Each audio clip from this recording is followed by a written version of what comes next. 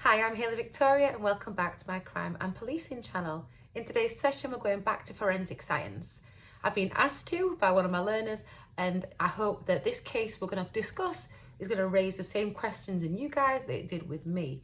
So we're looking at fibres and hairs today in the particular case we're going to look at, and let's just do a bit of a recap before we get into that. So if you've not watched any of my evidence videos before, I often refer to someone called Dr. Edmund Lockhart. Now, Dr. Edmund Lockhart is famous for the exchange principle, being that every contact leaves a trace. The translation is roughly that. So every contact leaves a trace. Now, if you think about it, everywhere you go, everything you do, every interaction you have, you're leaving a little bit of you behind and taking a little bit of somebody else with you. Gross, right? But it's true. Looking at fibres and hairs, say we're on a public transport or something like that, our clothes may touch and we may pass fibres directly to each other. You may also find you get like that's called like a primary transfer. You may get a secondary transfer where someone sat on a seat and something from them has got onto the seat. You sit on the seat and it goes onto you. That's your secondary transfer. So looking at hair in particular, so as you can see, I've got my hair down today, which is unusual because I normally have it in a ponytail because I don't know, I just hate having my hair down. It's quite long, as you can see, distinctive red colour, and generally you lose about between 60 and 100 hairs a day. And if your hair's long and stuff like mine, it's going to be quite noticeable. If you've got shorter hair, then it won't, obviously.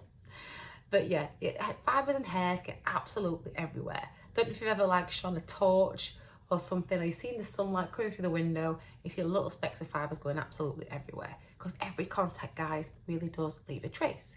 So you don't have to cuddle a cat to get a cat hair on you to show that that's what happens, but that's an easy example for you to have a look at. Obviously, there's lots of different fibre types, different hair types, and those can be identified by specialists under a microscope. So different natural blends that look different to each other, so wool, cotton, etc. Then you've got your man-made blends, so your nylons, polyesters, things like that. They all look very different under microscopes, and colour pigmentations are different too, depending on what brand you got something from. Equally, the treatment process on some leathers will be different and vary between companies. Animals, very different again, but in terms of the DNA found, you can, well, the case we're going to look at, I'll explain that in a bit, it's not as specific as it would be with humans. Okay, I'll get into that in a bit. But yeah, human DNA can be found on the little, if you pull a hair out, you see a thing on the end, that's where your DNA comes from, not the actual hair itself. It's very difficult to get out the hair itself. Okay, so I've mentioned every contact leaves a trace. I've mentioned that there are primary and secondary transfers. Now then, those transfers and the fibres and hairs transferring between you are greater increase the longer you're in contact with somebody else and the intensity of that contact. So let's say, there's nobody here with me. If I'm having like a fight with this squirrel over here, I don't know why I'm fighting a squirrel. Yeah, and we're like in close contact with each other, then our fibres and hairs are going to get passed over a lot easier than they would be if we just sat next to each other on a bus. So yeah, let's look at humans with clothes on. If I am sat next to you on a bus, I'm assuming you've got clothes on. Hope you have. It's not that kind of channel. And we're sat shoulder to shoulder, we're going to transfer some little bits. If we decide to have a scrap and we're rolling about on the bus fighting, fibres and hairs are going to get all over each other, and other bits too. So you might end up, if you're striking me, I might put my arms up and have defensive wounds on my hands, or you know, if I'm attacking you and you're attacking back, we're going to get bits of skin and all sorts under our fingernails, and yeah, it's just going to be a big whole mess of evidence. So there you go. Anyway, the case we're going to look at is unusual, and I'd heard about it before, but I'd never really done any digging, and today I did a little bit of digging and I find it kind of weird. So the evidence that I've found so far, it is only on the internet. I've not looked at the actual case files, so maybe some of you guys will know some more about it, or we can discuss that together. I don't know. I'm talking about the case of Wayne Williams, so also known as the Atlanta child killer, the Atlanta boogeyman, the Atlanta monster. And there was a spate of killings between 1979 and 1981, mostly children. There were 2 adults as well, that were kind of all pinned down onto this one person by the police at the time. Convicted for 2 of these crimes, Williams was actually suspected for 24 others, and they're kind of guessing that he's responsible for 30 murders. So some criminal profilers and psychologists have questioned that since. You know, like a forensic psychologist, if you think of the word forensic, which means in court in Latin, and psychologist is where people study the mind and stuff. So they study crimes and the mind, and they're fantastic. They're the ones who get really into the mind of serial killers and things like that. And, you know, we'll do some stuff on that as well. So anyway, we're looking at the Wayne Williams case. Like I said, convicted of 2 murders, suspected 24, think maybe a whole total of 30. That's a lot of deaths, isn't it? And what's the evidence like? Because you know me, I like evidence. If there's no evidence, it didn't happen. I'm sorry. You can't just say something, let's pluck it out of thin air just because, ooh, they look a bit weird or anything like that. It's not how it works these days, guys. So you've got to have actual evidence. The evidence in question I'm going to talk about, there are 2 things. So the reason why Williams was caught eventually was because, and these are alleged crimes, by the way, obviously been convicted of 2, alleged of the other ones, was because one night in Atlanta, so Atlanta, Georgia, where he was from, there was a huge splash heard by some police detectives that were like at a stakeout point. They were hiding under a bridge, right?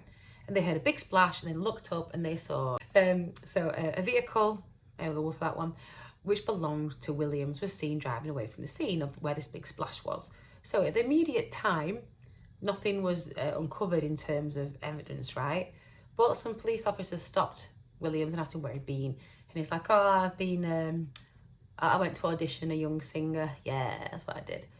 But none of the alibi actually added up and it didn't make any sense. And they chased this alleged person with a phone number, address, didn't exist. But no meeting was to be found between these 2 people. This is way before the days of Facebook, by the way. Don't forget we're back in the 70s. And Williams was kind of known as being like a bit of a failed music promoter, also a bit of a compulsive liar. So, you know, you get those people who are a bit of we used to call them 11 reefs. So you say you've been to Tenerife, they've been to 11 really. Just, you know, over egg what they do and their accomplishments and try and impress people by going off about how cool they are, right? So this is his kind of character profile at the time.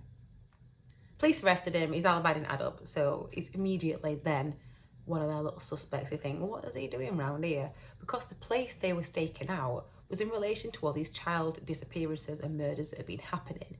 And they put out in the papers that they were looking at forensic evidence from the bodies and they were looking for a body. Well, they didn't tell anybody this, but they went and kind of hid around bodies of water, assuming that the next place that they would ditch a body would be in some water to wash off the forensic evidence. And that's kind of where they were going with that one. As I mentioned, there were a lot of victims. So they began their evidence trawl, as you do, and they were examining fibres and hairs from the bodies of the people they've recovered so far.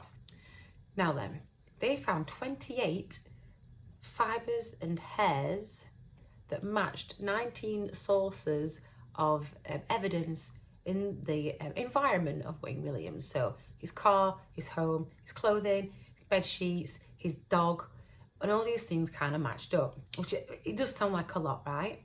What they actually failed to mention also, though, was that some of the fibres were kind of common around that area. So the same kind of carpets had been used in lots of accommodations and things.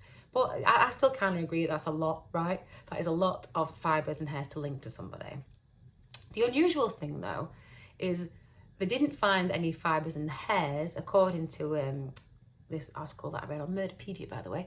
They didn't find any fibres and hairs from the victims in Williams' environment. That's a bit unusual, isn't it? Because if you remember, like, you know, the scuffle, 2 things are in contact with each other, you're passing fibres and hairs to each other. But not in this case, apparently. On the victims, there were things from, like I said, Williams' environment. But in Williams' environment, there was no trace of the victims in terms of their fibres and hairs. So either this kid's really good at cleanup operation, or there's something a little bit shifty here. Who knows? There were also some other things as well where the neighbour of one of the victims had actually seen the victim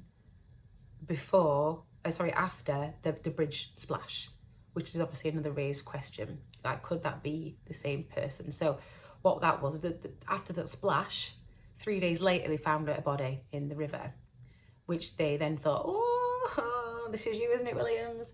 But the neighbours of that person had seen the dead person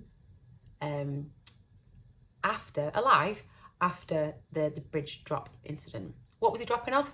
Don't know. But yeah, perhaps not the person that the police thought he was. And that victim was Nathaniel Carter, who at the time was 27 years old. And don't forget, some of the other victims, like we said, are children, whereas there were 2 adults and lots of children. Is it the same person? Is it the one person? I don't know. But I do know forensic psychologists have questioned that and also indicated that they think the police in that area know more than they're letting on, and the truth apparently is quite harrowing. Will we ever find out the truth? I don't know. But what I do know, if we're looking at Fibres and Hairs, there's some big question marks there, aren't there? So he did get convicted of those murders and was sentenced to 2 life imprisonment sentences.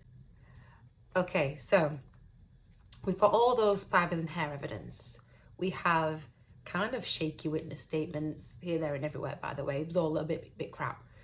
And also some of his colleagues who worked at this like radio station, recording station thing, they mentioned that Williams had got like scratches on his arms and his face. So if you think about what we said earlier, if someone's kind of trying to defend themselves, they may scratch at whoever's there to try and get them off them. And that's where you get these wounds, these kind of like defense wounds. I know you have defense wounds too. If you're being hit, you'll put your arms up to stop yourself being hurt. Equally, if someone's attacking you, it's normal to lash out and try and get them off you, either a bit like this or other way, whichever direction they're in, for you to attack them back. That's quite normal. So that doesn't look good, does it, against Williams there? It's a bit of there are a lot of questions to me in this case. And I think if it was my family that I want to get justice for, so there were a lot of children who were killed, a lot of families have been ruined by the Atlanta child killer. Is it just this one person? Have they got justice? Or is it somebody else? So that's something that's a big question mark for me. I'd love to hear your views as well, so please pop some comments in. Remember to keep it tasteful, because students do read this, and let's not have swears in there. I don't want any hateful comments or racism or anything like that. There is no place for that in the world, okay?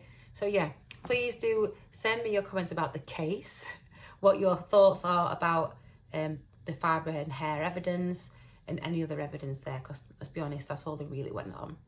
Okay, so that's me at the moment. I hope that, you find it as interesting as I do. I want you to look after each other, stay safe, and please don't commit any crimes.